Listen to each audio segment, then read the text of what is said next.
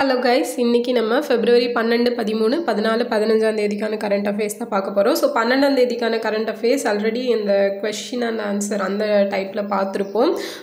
So நான் இனி என்ன பண்ணலாம் அப்படின்னா டெய்லி ஹேண்ட் ரிட்டன் நோட்ஸாகவே மேக்ஸிமம் பார்த்துடலாம். வீக்லி ஒன்ஸ் மட்டும் உங்களுக்கு கொஸ்டின் அண்ட் ஆன்சர் அந்த மாதிரி வர மாதிரி அந்த 1 வீக்கில் என்னெல்லாம் நடந்துச்சோ அதை வந்து கொடுக்கலாம் அப்படின்னு ஒரு ஐடியா. ஓகேவா? ஸோ நெக்ஸ்ட் வீக்லேருந்து அந்த மாதிரி ஃபாலோ பண்ணிக்கலாம். ஓகே, ஸோ இன்றைக்கி பார்க்கலாம். முதலாவது சர்வதேச செயற்கை நுண்ணறிவு செயல் உச்சி மாநாடு. ஸோ இதில் ஆல்ரெடி பார்த்தது தான், அதனால் அந்த 12 அன்னைக்குள்ள கரண்ட் அஃபேர்ஸ் மட்டும் ஜஸ்ட் ஒரு ரீகேப் மாதிரி சொல்லிடுறேன். ஃப்ரான்ஸில் தான் இந்த ஃபஸ்ட்டு இன்டர்நேஷ்னல் ஏஐ உச்சி மாநாடு அப்படிங்கிறது நடந்துச்சு. அடுத்தது பார்த்தீங்க அப்படின்னா இந்திய எரிசக்தி வாரம் 2025 இந்த சர்வதேச கருத்தரங்கு டெல்லியில் நடந்திருக்கும். ஸோ இதில் என்னெல்லாம் பண்ணியிருப்பாங்க அப்படின்னா 2030க்குள்ளே 500 ஜிகாவாட் புதுப்பிக்கத்தக்க எரிசக்தி உற்பத்தி திறன் அப்படிங்கிறத அடையணும் அப்படின்னு ஒரு இலக்கு வச்சுருக்காங்க. அதே போல் ஆண்டுதோறும் 50 லட்சம் டன் பசுமை ஹைட்ரஜன் உற்பத்தி பண்ணணும் அப்படிங்கிறதும் இலக்கு வச்சுருக்காங்க. அடுத்தது சூரிய மின் உற்பத்தி. ஸோ சூரிய மின் உற்பத்தியில் இந்தியா எத்தனாவது பிளேஸ் அப்படின்னா 3rd பிளேஸில் இருக்கும். ஃபஸ்ட் பிளேஸில் சைனா, 2nd பிளேஸில் அமெரிக்கா. அடுத்தது 2018 தஞ்சை, திருவாரூர் மாவட்டங்களை தாக்கிய புயல் எது அப்படின்னா கஜா. ஸோ அதுக்கு கூடயே எந்தெந்த வருஷத்தில் என்னென்ன புயல் தாக்குச்சு அப்படிங்கிறதும் பார்த்துருப்போம். வர்தா வந்து 2016, ஒக்கி 2017, நிவர் 2020, மாண்டஸ் வந்து 2022, மிக்ஜம் 2023. அடுத்தது February 2025 இந்திய விமானப்படையும் இந்திய இராணுவமும் நடத்திய கூட்டு வான்வெளி பயிற்சிக்கு என்ன பெயர் அப்படின்னா விங்ட் ரைடர்ஸ் பயிற்சி. பிகாஷிதா கான் திட்டம். ஸோ இந்த திட்டம் வந்து எந்த ஸ்டேட் நடத்துகிறாங்கன்னா ஒடிசா. ஓகேவா? ஸோ இந்த திட்டம் இதோட நோக்கம் என்னன்னு பார்த்தீங்கன்னா கிராமப்புற நகர்ப்புற மேம்பாட்டு இடைவெளியை குறைப்பது தான் நோக்கம். ஸோ அதுதான் BGBO அப்படிங்கிறது தான் இதோட பேர். பிகாஷிதா கான், பிகாஷிதா ஒடிசா அப்படிங்கிறது.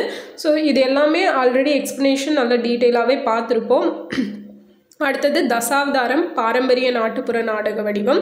இது வந்து எந்த ஸ்டேட் வந்து செலிப்ரேட் பண்ணுவாங்கன்னா மகாராஷ்டிராவும் கோவாவும். இந்தியாவோட மிகப்பெரிய பறவை கூடம் திருச்சி. 108 ஆம்புலன்ஸ்க்காக தொடங்கப்பட்ட செயலி என்னன்னா அவசரம் 108 தமிழ்நாடு. ஸோ நம்ம தமிழ்நாடு கவர்மெண்ட் தான் தொடங்கியிருக்காங்க. நிணநீர் யானைக்கால் நோயை ஒழிக்க இந்தியாவோட இலக்கு 2027. தேசிய உற்பத்தி திறன் தினம் எப்போனா February 12. அடுத்தது குடியரசுத் தலைவர் ஆட்சி எந்த ஸ்டேட்டில் வந்து நடைமுறைக்கு கொண்டு வந்திருக்காங்கன்னு பார்த்தீங்கன்னா மணிப்பூர். ஓகே, ஸோ இதுலேருந்து தான் ஆக்சுவலாக நம்ம கரண்ட் அஃபேர்ஸ் ஃப்ரெஷ்ஷாக பார்க்க போகிறோம். 13ஆம் தேதிக்கான கரண்ட் அஃபேர்ஸ் இது. ஸோ குடியரசுத் தலைவர் ஆட்சி அப்படிங்கிறது பார்த்தீங்கன்னா நமக்கு தெரியும் அவசர நிலை எமர்ஜென்சியில் ஒரு 3 டைப்ஸ் இருக்குது. ஸோ தேசிய அவசர நிலை, மாநில அவசர நிலை, நிதி அவசர நிலை அப்படிங்கிறது.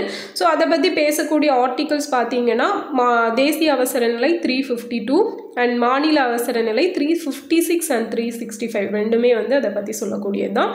நிதி அவசர நிலை 360. ஸோ இந்த தேசிய அவசர நிலை அப்படிங்கிறது எந்த மாதிரி டைமில் இம்ப்ளிமெண்ட் பண்ணுவாங்க அப்படின்னா கண்ட்ரியில் வந்து ஒரு இந்த வெளிநாட்டு ஆக்கிரமிப்பு, ஸோ இந்த கண்ட்ரோல் பண்ண முடியாத சுச்சுவேஷன், அதாவது கலவரங்கள் அந்த மாதிரியெல்லாம் இருக்கிற சுச்சுவேஷனில் தான் இந்த ஆர்டிகல் 352 அப்படிங்கிறத இம்ப்ளிமெண்ட் பண்ணுவாங்க. அப்போ ஸ்டேட் எமர்ஜென்சி அப்படிங்கிறது ஆர்டிகல் 356. ஓகேவா? ஸோ அதுதான் இப்போ மணிப்பூரில் இம்ப்ளிமெண்ட் பண்ணியிருக்காங்க. இது எதற்காக அப்படின்னா அங்கே வந்து மைதேயி, குக்கி அப்படின்னு 2 சமூகத்தினர் இருக்காங்க. அப்போ மைதேயி சமூகத்தினர் வந்து குக்கி என்ன சொல்லியிருக்காங்க அப்படின்னா எங்களுக்கும் பழங்குடியினர் அந்தஸ்து கொடுக்கணும் அப்படின்னு. அதனால குக்கி பழங்குடியினர் வந்து அவங்களுக்கு கொடுத்துட்டா எங்களுக்கு வந்து அந்த ரிசர்வேஷன்லலாம் ப்ராப்ளம்ஸ் வரும், ஸோ ஜாப் வாங்குறதெல்லாம் ப்ராப்ளம் ஆகும் அப்படிங்கிற மாதிரியான அவங்களுக்கு அதை வந்து சொல்கிறனால தான். ஸோ 2 கம்யூனிட்டிஸ்க்கும் இடையில வந்து ப்ராப்ளம் அப்படிங்கிறது ரொம்ப வருஷமாகவே ஆக்சுவலாக போயிட்டு இருந்துச்சு.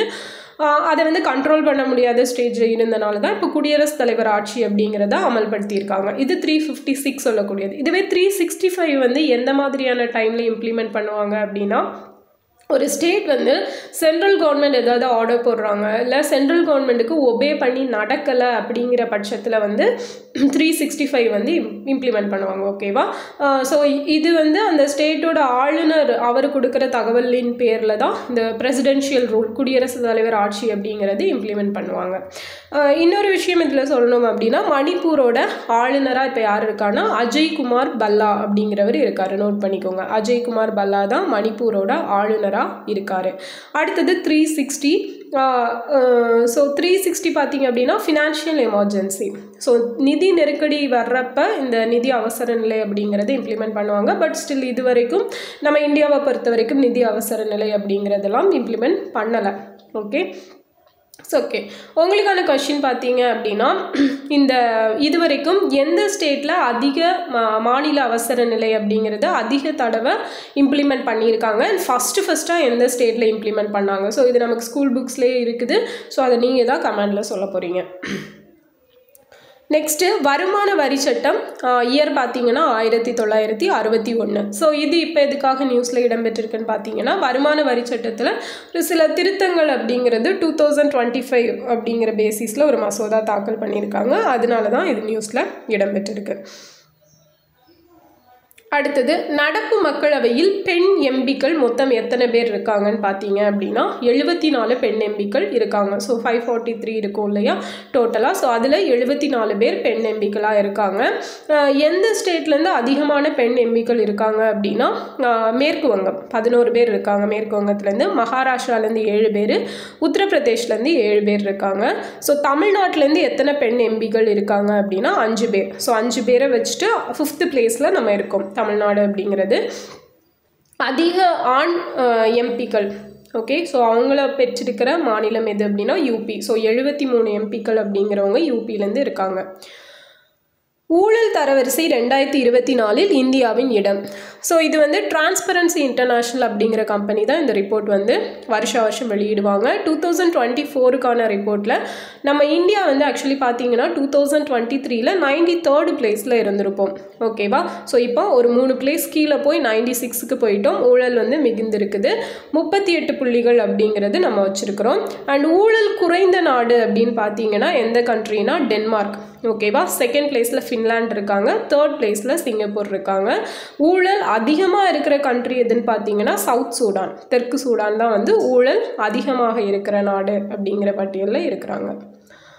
அடுத்தது ITER. ஸோ இந்த ITER நமக்கு இப்போ அப்ரிவேஷன்ஸ் எல்லாம் அதிகமாக TNPSC எக்ஸாம்ஸில் கேட்க ஆரம்பிச்சிட்டாங்க. ஸோ அது எல்லாமே வந்து கரண்ட் அஃபேர்ஸ் ரிலேட்டடாக வரக்கூடியதான். மேக்ஸிமம் பார்த்தீங்க அப்படின்னா இந்த சயின்ஸ் அண்ட் டெக்கில் தான் வந்து அந்த மாதிரி நிறைய இருக்கும். அதுக்கப்புறம் பேரிடர், ஸோ இந்த மாதிரி டாபிக்ஸ்லாம் இருக்கும். அதனால் இந்த அப்ரிவேஷன்ஸ் அப்படிங்கிறத கொஞ்சம் நல்லா பார்த்துக்கோங்க. ஸோ ITERோட ஃபுல் ஃபார்ம் என்னென்னா international thermo nuclear experimental reactor அப்படிங்கிறது. International thermo nuclear experimental reactor. So இது வந்து நம்ம பிரதமர் பிரிட்டனுக்கு போயிருந்தார் இல்லையா? ஸோ அந்த டைமில் அங்கே ஒரு அணுக்கரு இணைவு எரிசக்தி திட்டம் அப்படிங்கிறது தான் இந்த ITER. ஸோ அதை வந்து பார்வையிட்டிருப்பார். அதனால இது நியூஸில் இடம்பெற்றிருக்கு. அதே போல் பார்த்தீங்க அப்படின்னா நம்ம இந்திய துணை தூதரகம் புதுசாக எங்கே ஓப்பன் பண்ணியிருப்பாங்க? பிரிட்டனில் மார்சே அப்படிங்கிற பிளேஸில் தான் ஓப்பன் பண்ணியிருப்பாங்க. அடுத்தது 100 GW உற்பத்தி திறனை எட்ட இந்தியா எப்போ இலக்கு வச்சுருக்காங்கன்னு பார்த்தீங்கன்னா 2047. ஸோ அந்த 500 GW அப்படிங்கிறது வந்து எப்போ பார்த்துருப்போம்? 2030. ஓகே, அது வேறு. அண்ட் இது பார்த்தீங்க அப்படின்னா 100 GW இது வேறு. ஸோ இதில் வந்து இந்த SMR அப்படிங்கிறது இதுவும் அந்த பிரிட்டனில் போனதில் தான் அவர் ஒரு விசிட் பண்ணியிருப்பார். ஓகே, ஸோ SMR அப்படிங்கிறது ஸ்மால் மாடுலர் ரியாக்டர். ஓகே, அடுத்தது FAIRPro 2025. ஸோ இந்த FAIRPro 2025 அப்படிங்கிறது ஒரு எக்ஸிபிஷன். இது எங்கே நடக்குது அப்படின்னா சென்னையில் நடந்துச்சு. ஸோ 17வது FAIRPro எக்ஸிபிஷன். ஓகேவா? ஸோ இது எது ரிலேட்டடானதுன்னு பார்த்தீங்க அப்படின்னா வீட்டு வசதி கண்காட்சி ரிலேட்டடானது தான் இந்த FAIRPro அப்படிங்கிற கண்காட்சி. அடுத்தது காதி மற்றும் கிராம தொழில்கள் வாரியத்துறை. ஸோ இதோட அமைச்சராக யார் நியமிக்கப்பட்டிருக்காங்க அப்படின்னா பொன்முடி அவர்கள். ஸோ இவர் பார்த்தீங்க அப்படின்னா ஆல்ரெடி வனத்துறையை வந்து பார்த்துட்ருக்கவர். இவருக்கு கூடுதல் பொறுப்பாக இந்த காதி கிராம தொழில்கள் வாரியம் கொடுத்துருக்காங்க. Okay, fine. அடுத்தது பார்த்தீங்க அப்படின்னா AI மையமாக மாற்றப்பட இருக்கும் ஒரு பிளேஸ் எது அப்படின்னா ஹைதராபாத். ஸோ இதில் வந்து ஃபுல் அண்ட் ஃபுல் யாரோட ஹெல்ப்போடு பண்ண போகிறாங்க அப்படின்னா மைக்ரோசாஃப்டோட ஹெல்ப்போடு தான் பண்ண போகிறாங்க. நம்ம இது வந்து ஹைதராபாத் எங்கே இருக்குது? தெலுங்கானாவில். ஸோ தெலுங்கானாவோட CM-ஆ யார் இருக்காங்க அப்படின்னா ரேவந்த் ரெட்டி அவர்கள் இருக்கார். அதே போல் பார்த்தீங்க அப்படின்னா இந்தியாவோட முதல் AI நகரம் எதுன்னா நம்ம லக்னோ. ஓகேவா? ஸோ அதுதான் வந்து இந்தியாவோட முதல் AI நகரம். அடுத்தது முத்ரா. ஸோ முத்ரா ஸ்கீம் இது பார்த்தீங்கன்னா April 8, 2015 தான் எஸ்டாப்ளிஷ் பண்ணியிருப்பாங்க. அண்ட் இதுக்கு கீழே ஒரு 3 ஸ்கீம்ஸ் அப்படிங்கிறது இருந்தது, சிஷு, கிஷோர், தருண். ஸோ ரீசெண்டாக பட்ஜெட்டுக்கு முன்னாடியே ஆக்சுவலாக இந்த தருண் ப்ளஸ் அப்படிங்கிறது இம்ப்ளிமெண்ட் பண்ண போகிறோம் அப்படின்னு சொல்லியிருப்பாங்க. அது என்ன சிஷு, கிஷோர், தருண் ப்ளஸ் அப்படின்னா இது வந்து ஒரு கடன் வழங்கக்கூடிய திட்டம் தான் முத்ரா அப்படிங்கிறது. ஸோ சிஷுவில் பார்த்தீங்க அப்படின்னா 50,000 வரைக்கும் லோன் கொடுப்பாங்க. கிஷோரில் வந்து 5 lakhs வரைக்கும், 50,000லேருந்து 5 lakhs வரைக்கும் லோன் கொடுப்பாங்க. அண்ட் தருணை பொறுத்த வரைக்கும் 5 lakhsலேருந்து 10 lakhs வரைக்கும். தருண் ப்ளஸ் அப்படின்னா 20 lakhs வரைக்கும் கொடுப்பாங்க. நெக்ஸ்ட்டு லோக்பால் லோகாயுக்தா. ஸோ இந்த ஆக்ட் பார்த்தீங்க அப்படின்னா 2013 கொண்டு வந்திருப்பாங்க. எப்போ அமல்படுத்தப்பட்டது அப்படின்னா 2014 ஜனவரியில் தான் அமல்படுத்தப்பட்டிருக்கும். ஸோ பட் இது எப்போ ஆக்ட் கொண்டு வந்து அமல்படுத்தப்பட்டாலும் ஃபஸ்ட்டாக இது நிறுவப்பட்டது அப்படின்னு எடுத்துட்டீங்க அப்படின்னா 19 மார்ச் 2019 தான் நிறுவப்பட்டிருக்கும். இதோட ஹெட் குவார்ட்டர்ஸ் வந்து நியூ டெல்லியில் இருக்குது. அண்ட் நம்ம லோக் ஆயுக்தா அப்படிங்கிறது இந்த ஆக்டெல்லாம் கொண்டு வரதுக்கு முன்னாடியே எங்கே ஃபஸ்ட்டாக இம்ப்ளிமெண்ட் பண்ணியிருப்பாங்க அப்படிங்கிறத கமெண்டில் சொல்லுங்கள். ஓகே, ஸோ அது நமக்கு சிலபஸ் ஓரியன்டாக இருக்கக்கூடிய ஒரு கொஷின், ப்ரீவியஸ் இயர் கொஷின் தான். ஸோ ஃபஸ்ட்டாக லோக் ஆயுக்தா எங்கே இம்ப்ளிமெண்ட் பண்ணியிருப்பாங்க அப்படிங்கிறது. அண்ட் லோக்பால் லோக் ஆயுக்தா அப்படிங்கிறது என்ன அப்படிங்கிறத தெரிஞ்சுக்கணும். லோக்பால் அப்படின்னா ஆக்சுவலாக இது எல்லாமே ஊழல் கண்காணிப்பு அமைப்புகள் தான். லோக்பால் அப்படிங்கிறது சென்ட்ரல் லெவலில், இப்போ பிரதமர், கவுன்சில் ஆஃப் மினிஸ்டர்ஸ், அந்த மாதிரி சென்ட்ரல் லெவலில் இருக்கக்கூடிய அவங்க மட்டும் இல்லாமல் கவர்மெண்ட் எம்ப்ளாயிஸ் எல்லாருமே. ஸோ அவங்க ஏதாவது ஊழல் பண்ணுறாங்களா அது தொடர்பான விசாரணைகள் நடத்துறது தான் லோக்பாலோட வேலை. அதே லோக் ஆயுக்தா அப்படின்னு எடுத்துட்டீங்க அப்படின்னா ஸ்டேட் லெவலில், ஸோ சிஎம், இங்கே இருக்கிற கவுன்சில் ஆஃப் மினிஸ்டர்ஸ், இங்கே இருக்கிற கவர்மெண்ட் அஃபீஷியல்ஸ், ஸோ எல்லாருமே வந்து இதுக்கு அண்டரில் வருவாங்க. அண்ட் இதில் வந்து பார்த்தீங்க அப்படின்னா லோக்பால் லோக் ஆயுக்தாவில் மெம்பர்ஸ்னால் 8 members அப்படிங்கிறது தான் இது. ஸோ இதை பற்றி இவ்வளோ மெம்பர்ஸ் இருக்கலாம், 8 members அதிகமாக இருக்கக்கூடாது அப்படின்னு சொல்கிற சட்டப்பிரிவு 3வது பிரிவு. இந்த லோக்பால் லோக் ஆயுக்தா ஆக்டோட 3வது சட்டப்பிரிவு தான் இதை பற்றி பேசுது. அண்ட் இப்போது இதில் எவ்வளோ மெம்பர்ஸ் இருக்காங்கன்னு பார்த்தீங்கன்னா ஒரு 6 members ப்ளஸ் ஒரு ஹெட்டு அப்படிங்கிறவங்க இருக்காங்க. அடுத்தது பருப்பு உற்பத்தியில் இந்தியா தன்னிறைவு அடைவதற்கான இலக்கு எப்போ வச்சுருக்காங்கன்னா 2027. இந்தியாவோட சிறந்த காவல் நிலைய விருது எந்த இந்தியாவிலேயே பெஸ்ட்டு போலீஸ் ஸ்டேஷன் அப்படிங்கிற ஒரு அவார்டு யாருக்கு கொடுத்துருக்காங்கன்னா முத்துப்பேட்டை. ஸோ இந்த முத்துப்பேட்டை அப்படிங்கிறது திருவாரூரில் இருக்குது. அடுத்தது புதிய ரயில்வே மண்டலம். ஸோ இது எங்கே தொடங்கியிருக்காங்கன்னு பார்த்தீங்கன்னா சவுத் கோஸ்ட் ஏரியா, ஓகே, தென் கடற்கரையில் தான். இதோட ஹெட் குவார்ட்டர்ஸ் எங்கன்னா விசாகப்பட்டினம். ஸோ நம்ம 10th ஜியாகிரஃபியில் வந்து படிப்போம் ஒரு 17 ரயில்வே மண்டலங்கள் அப்படிங்கிறது. ஸோ இப்போ 19 இருக்குது அப்படிங்கிற மாதிரி, 17ன்னு சொல்லுவாங்க, 18, 19. ஸோ அது வந்து ஒரு கான்ட்ரவர்ஷியல், இதோட கூட எக்ஸாமில் கேட்டு கொஞ்சம் கான்ட்ரவர்ஷியல் ஆச்சு. அண்ட் இப்போ புதுசாக ஆரம்பிச்சிருக்கிறது தென் கடற்கரை. ஸோ அதோட ஹெட் குவார்ட்டர்ஸ் விசாகப்பட்டினத்தில் இருக்குது. ஸோ ஜியாகிரஃபி புக் எடுத்து இப்போவே அந்த 17 ஹெட் குவார்ட்டர்ஸ் எங்கே இருக்குது அப்படிங்கிறத பார்த்து வச்சுக்கோங்க, ஓகேவா? ஸோ எது படிக்கிறோமோ அது ரிலேட்டடானதும் அப்பப்போ பார்த்துக்கணும். அடுத்தது உலக வானொலி தினம் எப்போனா February 13. தேசிய பெண்கள் தினம் February 13. ஸோ இது வந்து சரோஜினி நாயுடு அவர்களோட பிறந்த தினம். சரோஜினி நாயுடு அவர்கள் February 13, 1879 வந்து பிறந்திருப்பாங்க. ஓகே, அடுத்தது முதல்வர் மருந்தகம். ஸோ இந்த ஸ்கீம் வந்து பார்த்தீங்க அப்படின்னா எப்போ அனௌன்ஸ் பண்ணியிருப்பாங்கன்னா August 15, 2024 சிஎம் வந்து அவரோட உரையில் அனௌன்ஸ் பண்ணியிருப்பார். அதன்படி இது எப்போ இம்ப்ளிமெண்ட் பண்ணப்பட இருக்குது அப்படின்னா February 24, 2025 இனிமேல் தான் நடைமுறைக்கு வர இருக்குது. ஸோ இதுக்கு கீழே 1000 மருந்தகங்கள் அப்படிங்கிறத ஓப்பன் பண்ண போகிறாங்க. இந்த மருந்தகங்களோட ஸ்பெஷாலிட்டி என்னன்னு பார்த்தீங்கன்னா டிஸ்கவுண்ட். ஸோ எல்லா மெடிசன்ஸ்க்கும் 10% டிஸ்கவுண்ட் அப்படிங்கிறத கொடுக்க இருக்கிறாங்க. அது மட்டும் இல்லாமல் இப்போ இந்த மருந்தகங்கள் அமைக்கிறவங்களுக்கு வந்து மானியம் அப்படிங்கிறது கொடுப்பாங்க. ஸோ இந்த B.Pharm, M.Pharm எல்லாம் படிச்சிருப்பாங்களா, D.Pharm எல்லாம். ஸோ அவங்களுக்கு 3 lakhs அப்படிங்கிறது மானியம் கொடுப்பாங்க. அதில் 50%, இந்த 3 lakhsல 50% அப்படிங்கிறது கேஷ் ஆகும், மீதி 50% அப்படிங்கிறது மெடிசன்ஸாகவும் கொடுத்துருவாங்க. ஓகே, ஸோ அதன் மூலமாக ஒரு தொழில் அப்படிங்கிறத வச்சு அவங்க வந்து முன்னேறிக்க முடியும். அடுத்தது ஒரு ஆப்பு ட்ரக் ஃப்ரீ தமிழ்நாடு அப்படிங்கிற ஆப்பு. ஸோ இது எதற்காக அப்படின்னு பார்த்தீங்கன்னா இந்த போதைப்பொருள், புகையிலை இதெல்லாம் யூஸ் பண்ணுறாங்களே, இது ரிலேட்டடாக இல்லீகலாக ஏதாவது பண்ணாங்க அப்படின்னா இந்த ஆப்பில் வந்து நம்ம கம்ப்ளைண்ட் பண்ணலாம். அதற்கான ஆப் தான் ட்ரக் ஃப்ரீ தமிழ்நாடு. ஸோ இந்த டாஸ்மாக் அப்படிங்கிறது ட்ரக் அப்படின்னு பார்க்கும்போது டாஸ்மாக் அப்படிங்கிறது பார்த்தோன்னா இது எப்போ எஸ்டாப்ளிஷ் பண்ணி ஆக்சுவலாக டாஸ்மாக் அப்படிங்கிறது எப்போ கொண்டு வந்திருப்பாங்க அப்படின்னா 1983 வந்து கொண்டு வந்திருப்பாங்க. ஓகேவா? ஸோ இதோட ஃபுல் ஃபார்ம் அப்படின்னு பார்த்தோம் அப்படின்னா தமிழ்நாடு ஸ்டேட் மார்க்கெட்டிங் கார்ப்பரேஷன் அப்படிங்கிறது தான் இந்த டாஸ்மாக் அப்படிங்கிறதோட ஃபுல் ஃபார்ம். ஓகேவா? Tamil Nadu state marketing corporation. அடுத்தது உலக பிறவி இதய குறைபாடு விழிப்புணர்வு தினம் எப்போனா February 14. ஓகேவா? ஸோ இதயம் வந்திருக்குது. வேலண்டைன்ஸ் டே ஞாபகம் வச்சுக்கோங்க, February 14. ஓகேவா? Next India America. ஸோ நம்ம பிரதமர் பார்த்தீங்க அப்படின்னா ஃப்ரான்ஸுக்கு பயணம் மேற்கொண்டு முடிஞ்சதுக்கப்புறமா அமெரிக்கா போயிருந்தாங்க. ஸோ நிறைய ஸ்கீம்ஸ் அப்படிங்கிறது ஒத்துழைப்பு ஸ்கீம்ஸ் அண்ட் ட்ரீட்டிஸ் அப்படிங்கிறது சைன் பண்ணிட்டு வந்திருக்காங்க. ஸோ அது சம்பந்தமாக நிறைய முடிவுகள் எடுக்கப்பட்டிருக்கு, அதுதான் பார்க்க போகிறோம். ஸோ அமெரிக்கா இந்தியா எடுத்துட்டிங்க அப்படின்னா ஃபஸ்ட்டு மிஷன் 500 அப்படிங்கிற ஒரு திட்டம் கொண்டு வர போகிறதா சொல்லியிருக்காங்க. ஸோ இது எதற்கானது அப்படின்னா இருதரப்பு வர்த்தகத்தை 2030க்குள்ளே $500 பில்லியன் ரெட்டிப்பாக்கணும் அப்படிங்கிற ஒரு இலக்கு வந்து வச்சுருக்காங்க. அதான் மிஷன் 500 அப்படிங்கிறது. இதெல்லாம் கண்டிப்பாக கேட்பாங்க. அடுத்தது இந்தியா வந்து அணு சேத இழப்பீடு சட்டம் அப்படிங்கிறத 2010 கொண்டு வந்திருப்பாங்க. ஸோ இதனால நிறைய அந்த அணு ரிலேட்டடான விஷயங்களில் நிறைய தடை அப்படிங்கிறது இருக்குது. ஓகேவா? ஸோ அது ரிலேட்டடாக பேசி முடிவெடுத்திருக்காங்க. அதுக்கப்புறம் 123 அணுசக்தி ஒப்பந்தம். ஸோ இந்த ஒப்பந்தம் பார்த்தீங்க அப்படின்னா காங்கிரஸ் பீரியட்லேயே ஸ்டார்ட் பண்ணப்பட்ட ஒரு ஒப்பந்தம் தான். அது என்ன 123 அப்படின்னா யூஎஸில் இருக்கிற ஒரு ஆக்டோட செக்ஷன். So section 123. ஸோ அதை பேஸ் பண்ணி தான் 123 அணுசக்தி ஒப்பந்தம் அப்படிங்கிறது யூஎஸ்க்கும் இந்தியாவுக்கும் இடையில் போடப்பட்டிருக்கும். இது என்ன ஆக்ட் அப்படின்னா யூஎஸ் அட்டாமிக் எனர்ஜி ஆக்ட், அணுசக்தி சட்டம் 1954, யூஎஸோடது, இந்தியாவோடது கிடையாது. ஸோ அதன்படி தான் இந்த 123 ஒப்பந்தம் அப்படிங்கிறத போட்டிருப்பாங்க. அண்ட் இது எப்போ சைன் பண்ணியிருப்பாங்கன்னு பார்த்தீங்கன்னா 2003 சைன் பண்ணியிருப்பாங்க. ஸோ இது ரிலேட்டடான விஷயங்கள் எல்லாம் எப்போ முடிவுக்கு வந்திருக்குன்னா 2007 முடிவுக்கு வந்து நடைமுறைக்கு வந்தது அப்படின்னா ஜூலை 2008 நடைமுறைக்கு வந்திருக்கும்.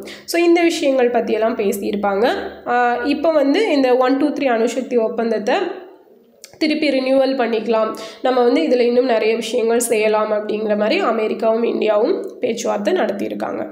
அடுத்தது அதிநவீன F-35 போர் விமானங்களை இந்தியாவுக்கு கொடுக்க இருக்கோம் அப்படின்னு சொல்லி அமெரிக்கா சொல்லியிருக்காங்க.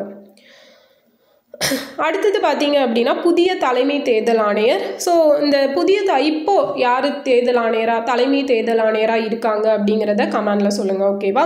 அண்டு புதிய தலைமை தேர்தல் ஆணையரை செலக்ட் பண்ணுறதுக்கு ஒரு தேர்வுக்குழு அப்படிங்கிறது இருக்காங்க. அதோட ஹெட் யாருன்னு பார்த்தீங்கன்னா நம்ம நரேந்திர மோடி அவர்கள் தான். ஸோ அவர் இல்லாமல் வேறு யார் அந்த குழுவில் இருப்பாங்கன்னா லோக்சபாவோட எதிர்கட்சி தலைவர். ஸோ இப்போ யார் இருக்கா? ராகுல் காந்தி.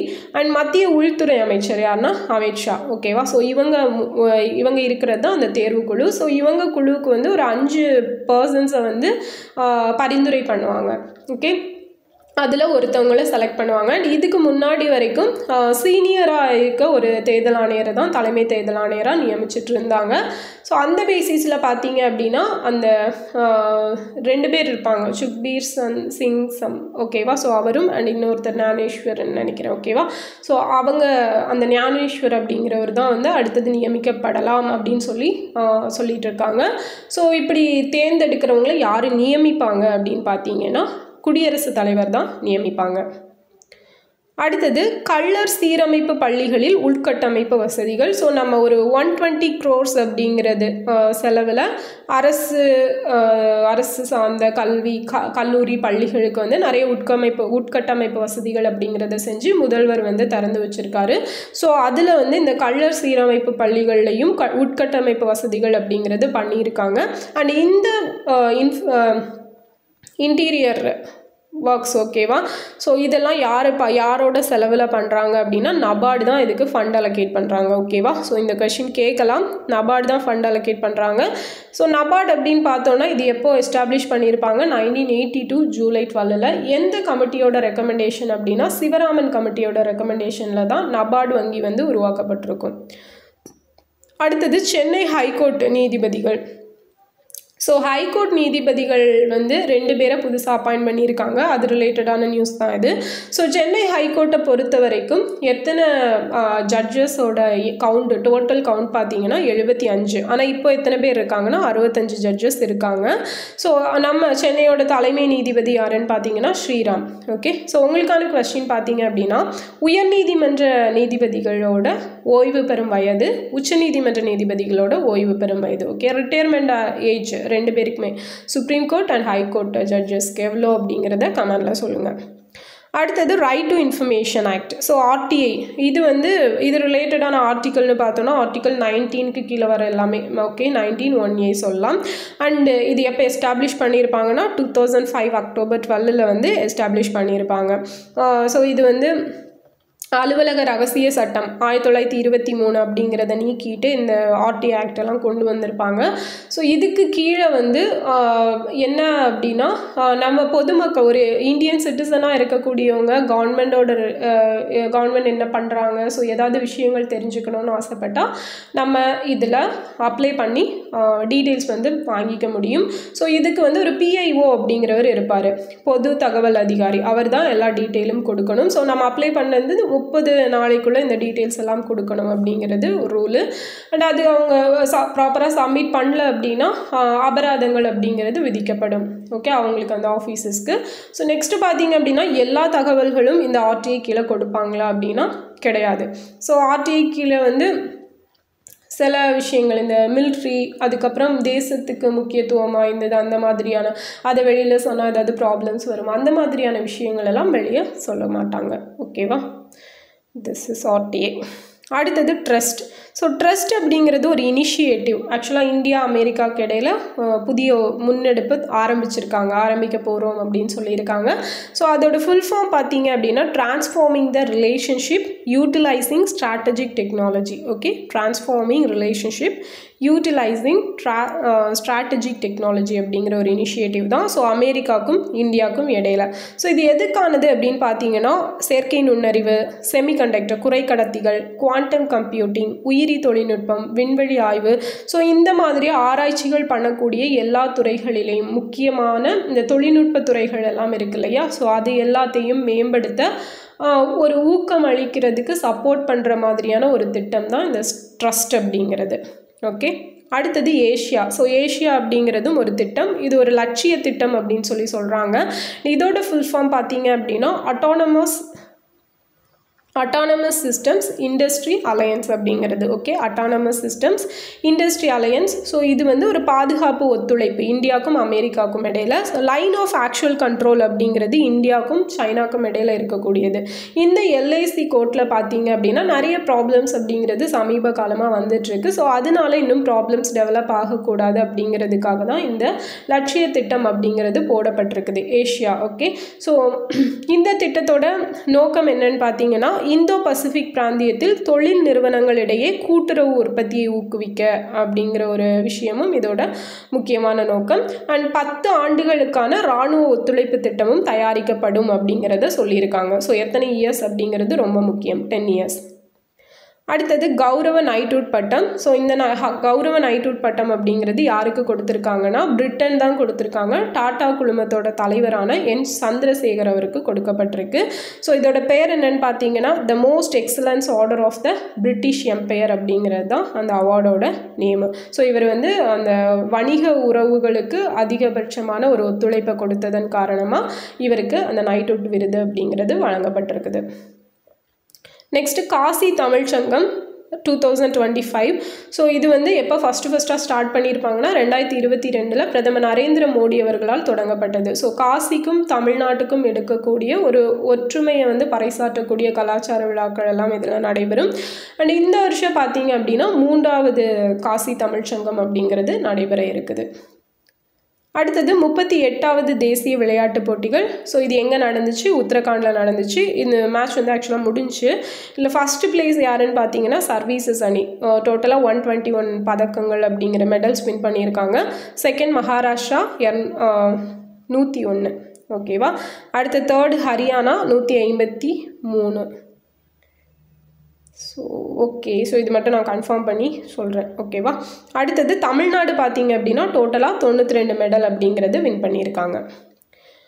நெக்ஸ்ட்டு பூமி காப்பு படை. ஸோ பூமி காப்பு படை அப்படிங்கிறத சைனா தான் உருவாக்க போகிறதா சொல்லியிருக்காங்க. ஆக்சுவலாக இது ஒரு படை உருவாக்கி அதுக்கு ஆள்லாம் செலக்ட் பண்ண போகிறாங்க. ஸோ அது என்ன அப்படின்னா இந்த பூமி காப்பு படைனா YR-4 அப்படிங்கிற விண்கல் நம்ம ஆல்ரெடி பார்த்துருப்போம். ஸோ இந்த விண்கல் வந்து 2032 வந்து பூமியை தாக்க போகுது அப்படின்னு சொல்லி நம்ம ரீசனாக பார்த்தோம். ஸோ அப்படி தாக்குச்சு அப்படின்னா அதனால என்ன இதெல்லாம் வரும் அப்படிங்கிறத, ஸோ அதை எப்படி தடுக்கலாம் அப்படிங்கிறது ரிலேட்டடாக இது ஒரு பிளான்ஸ் போடுறதுக்காக தான் ஒரு நிபுணர்கள் குழு அப்படிங்கிறத சைனா மேக் பண்ண இருக்கிறதா சொல்லியிருக்காங்க. ஸோ அதோட பேர் தான் பூமி காப்பு படை. அடுத்தது ஃபோய் சாகர் ஏரி. ஸோ ஃபோய் சாகர் ஏரி அப்படிங்கிற ஏரிக்கு பெயர் மாற்றம் பண்ணியிருக்காங்க. என்னென்னா வருண் சாகர். ஸோ இது எங்கே இருக்குன்னா ராஜஸ்தானில் இருக்குது. ஸோ ரீசெண்டாக வேறு எதுக்கு நேம் சேஞ்ச் பண்ணியிருப்பாங்க அப்படின்னா வில்லியம் கோட்டை. ஸோ வில்லியம் கோட்டை அப்படிங்கிறது விஜய் துர்க் அப்படின்னு சொல்லி மாற்றிருப்பாங்கன்னு பார்த்துருப்போம். ஸோ அந்த சந்திரதுர்க் அப்படிங்கிற கடற்படை தளம் சிவாஜியோடது. ஓகேவா. ஸோ அதோட பேரில் தான் இந்த விஜய் துர்க் அப்படிங்கிறது நிறுவியிருப்பாங்க, நேம் வச்சுருப்பாங்க அப்படிங்கிறதும் பார்த்தோம். அடுத்தது உலக அரசாங்க உச்சி மாநாடு 2025 துபாயில் நடந்திருக்குது. அடுத்தது மித்ரா தளம். ஸோ மித்ரா அப்படிங்கிற ஒரு வெப்சைட் மாதிரியானப்பட்டது போர்ட்டல். ஓகே. ஸோ இது எதோடது யாரோடது அப்படின்னு பார்த்தீங்கன்னா செபியோடது. செபி அப்படின்னா securities and exchange board of India 1992 வந்து இதை எஸ்டாப்ளிஷ் பண்ணியிருப்பாங்க. இதோட ஹெட் குவார்ட்டர்ஸ் வந்து மும்பையில் இருக்குது. ஸோ மித்ரா அப்படிங்கிறதோட ஃபுல் ஃபார்ம் பார்த்தீங்கன்னா mutual funds investment tracing and retrieval assistant அப்படிங்கிறது தான் இதோட ஃபுல் ஃபார்ம். ஓகே. ஸோ இதான் வந்து ஒரு 5 டேஸ்க்கான கரண்ட் அஃபேர்ஸ். ஓகே. ரொம்ப ரொம்ப இம்பார்ட்டன்ட் டேட்டாஸ். அண்ட் ஃபைனலாக இந்த இந்தியா அண்ட் அமெரிக்காவுக்கு இடையில சொன்ன இந்த ட்ரஸ்ட் அண்ட் ஏஷியா, ஸோ இந்த ஸ்கீம்ஸ் எல்லாம் நல்லா பார்த்து வச்சுக்கோங்க. Okay fine. அவ்வளோதான், எல்லா டேட்டாஸ்க்கும் கொடுத்துட்டேன். அண்ட் இந்த பிடிஎஃப்புமே நான் உங்களுக்கு டெலிகிராமில் அப்லோட் பண்ணியிருக்கேன். ஓகேவா. ஸோ டவுன்லோட் பண்ணி பார்த்துக்கோங்க. அண்ட் நெக்ஸ்ட் வீடியோவில் பார்க்கலாம். கேட்ட கொஷின்ஸ்க்கெல்லாம் மறக்காமல் ஆன்சர் பண்ணிடுங்க. மறக்காமல் வீடியோக்கு ஒரு லைக் பண்ணிடுங்க. ஓகே. தேங்க்யூ.